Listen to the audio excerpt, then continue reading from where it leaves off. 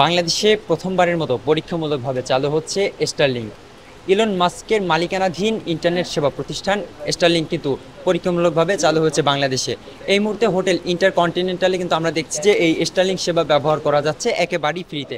আমি যদি আপনাদের একটু দেখাই যে এই মুহূর্তে কিন্তু আমি স্টারলিংক ব্যবহার করছি 130 কিন্তু এমবিবিএস কিন্তু দেখাচ্ছে এটার এই স্পিড। আমি কিন্তু স্ক্যান করে কিন্তু এটা পেয়েছি এবং আমরা দেখছি যে এখানে কিন্তু এই হোটেল ইন্টারকন্টিনেন্টালের যে বিজনেস সামিটটি চলছে সেখানে কিন্তু এই কিউআর কোড স্ক্যান করার মধ্য দিয়ে কিন্তু এই ইন্টারনেট সেবাটি একেবারেই ফ্রিতে পাওয়া যাচ্ছে ঢাকায়।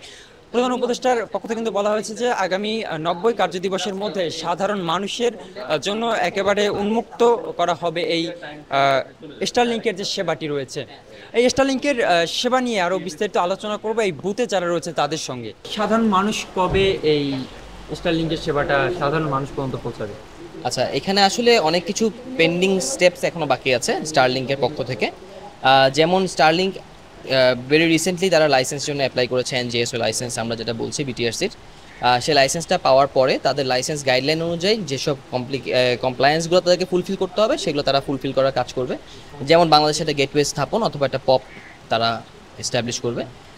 এই এই গেটওয়ে স্থাপন থেকে শুরু করে ওদের আনুষঙ্গিক যা যা সাপোর্ট প্রয়োজন এটা তারা কাদের সাথে করবে সেটাও একটা একটা ডিসিশনের ব্যাপার আছে। এরপরে তাদের যে সার্ভিসগুলো সেই সার্ভিসগুলোর প্রাইস মোডালিটি ফিক্স করার একটা ব্যাপার আছে।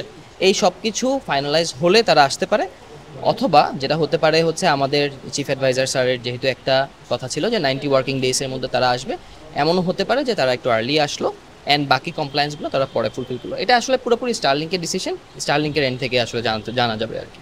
খরচটা কেমন পড়বে স্টারলিংকের সেবা চালু?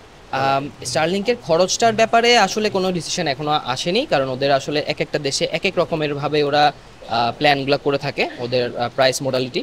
তো আমরা যেটা এক্সপেক্ট করতে পারি ম্যাক্সিমাম সাউথ ইস্ট এশিয়াতে বা সাউথ এশিয়াতে ওরা যেসব দেশগুলোতে অলরেডি এসেছে সেসব দেশগুলোতে ওদের যে ধরনের প্রাইস মডালিটি হয়েছে আমার মনে হচ্ছে বা আমরা আশা করতে পারি ওই ধরনের কোনো একটা প্রাইস মডালিটি নিয়ে তারা আসবে।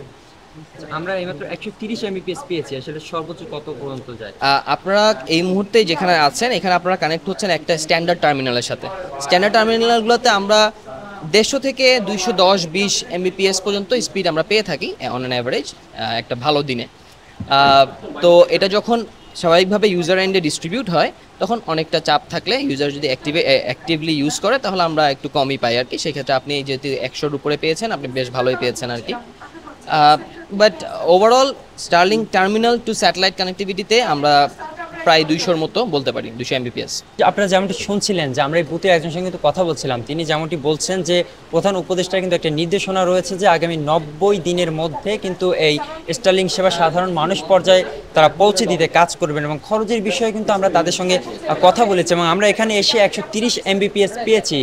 তারা বলছেন যে এখানে অনেকজন মানুষ একসঙ্গে স্টারলিংক চালাচ্ছে, এই কারণে একটু কম এসেছে। তবে আলাদা আলাদাভাবে চালালে কিন্তু এটি আরও বেশি ইন্টারনেট সেবা পাওয়া যেতে পারে এই স্টারলিংকের সেবাটি ব্যবহার করে।